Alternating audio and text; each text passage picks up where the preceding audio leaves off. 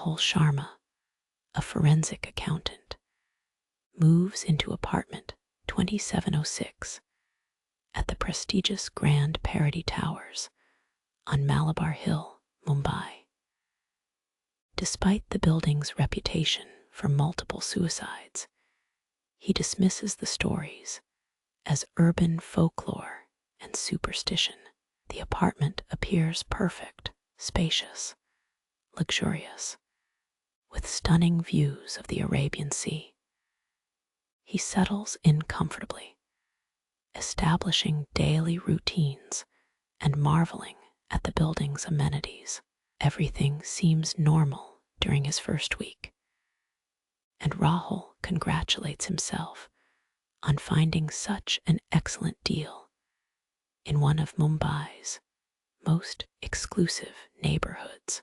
On his 8th night, Rahul experiences his first inexplicable moment, a profound, invasive sadness that feels foreign and unnatural.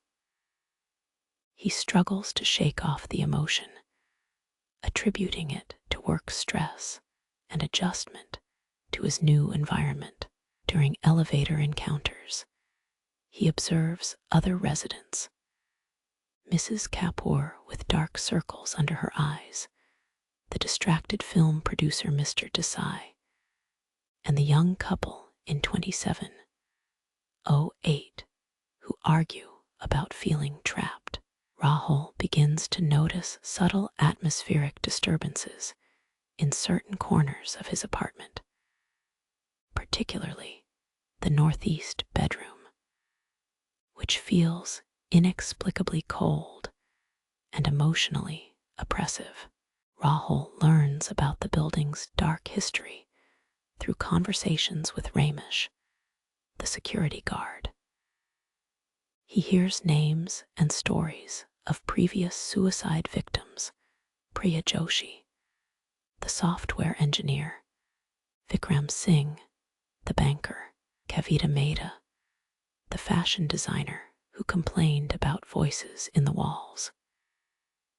Each victim had been successful, with no prior mental illness, but all experienced sudden personality changes before their deaths. The pattern disturbs Rahul, and he begins conducting obsessive research into these cases, finding newspaper articles and police reports that confirm the security guard's accounts. While organizing his files, Rahul discovers a manila envelope hidden behind his desk drawer. It contains detailed notes from the apartment's previous tenant, Dr. Sarah Mitchell, a British psychiatrist who documented similar experiences during her 6-month stay.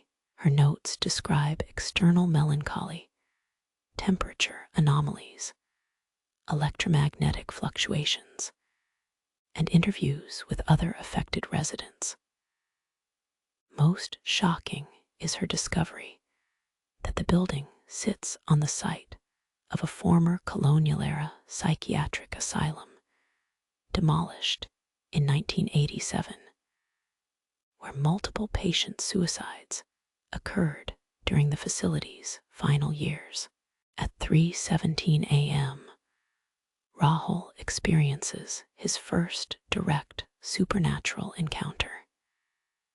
He awakens to find his bedroom filled with an oppressive darkness that seems to absorb light.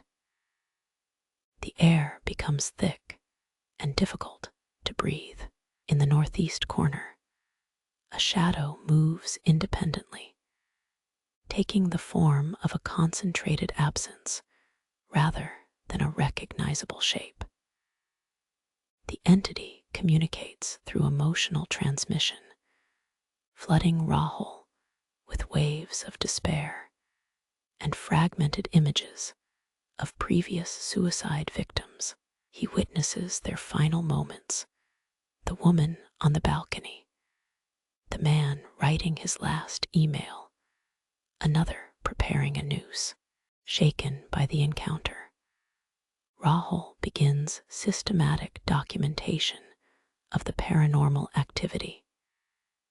He records temperature fluctuations, emotional episodes, and sleep disturbances, discovering patterns in the supernatural manifestations.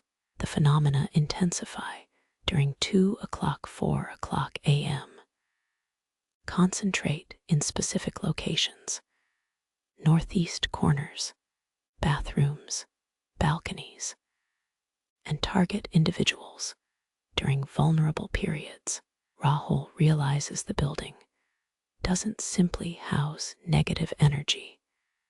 It has achieved a form of malevolent consciousness that feeds on human suffering, amplifying despair until it becomes unbearable.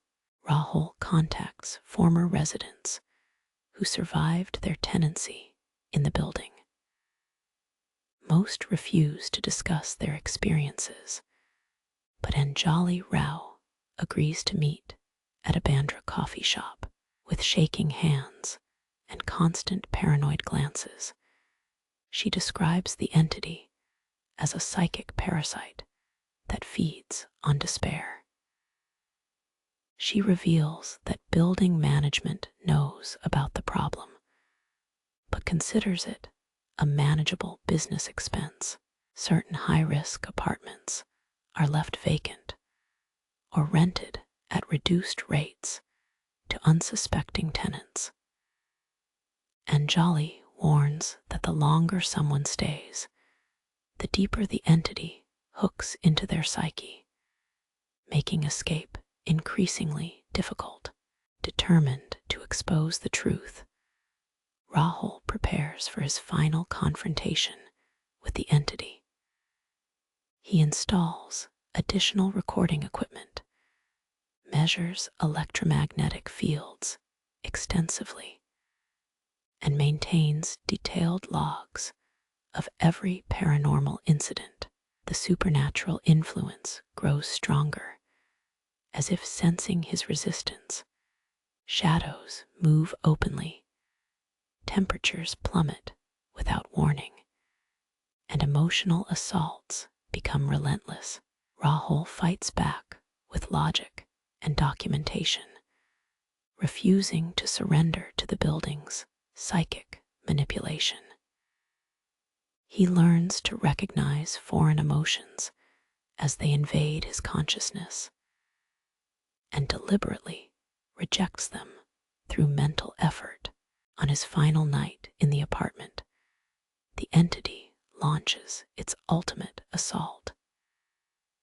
Every suicide victim seems to manifest simultaneously, creating a psychic storm of combined despair that threatens to shatter Rahul's mind completely. The supernatural pressure becomes almost unbearable as waves of alien emotions crash over him. However, Rahul has prepared for this moment. He surrounds himself with evidence of hope, family photographs, recordings of laughter, reminders of beauty and love that exist beyond the building's influence. These barriers protect his sanity as the darkness rages around him. As dawn approaches, the supernatural pressure gradually subsides, leaving behind only the faint echo of frustrated malevolence. Rahul has survived the building's final test, but the experience has changed him permanently. The entity's darkness retreats, unable to penetrate his carefully constructed psychological barriers. With the first light of sunrise streaming through his windows, Rahul realizes he has won this battle through determination, preparation, and absolute refusal to surrender his will to the building's cursed influence. Rahul moves to a small apartment in Juhu, far from Malabar Hill's cursed luxury. He carries with him a complete record of the building's supernatural influence, including recordings, measurements, and personal testimonies. Though he has escaped the Grand Paradi Towers, the experience has marked him forever. He begins sharing his documentation with others, determined to help future potential victims recognize the warning signs and escape before the building's darkness can claim them. His survival story becomes a beacon of hope for those trapped in similar supernatural predicaments. The Grand Paradi Towers continues to stand in Malabar Hill, still housing Mumbai's elite, still claiming lives with systematic regularity. However, Rahul's documentation and the testimonies of other survivors have begun to circulate in online forums and coffee shop conversations. Knowledge of the building's curse has started to break its power over the unwary.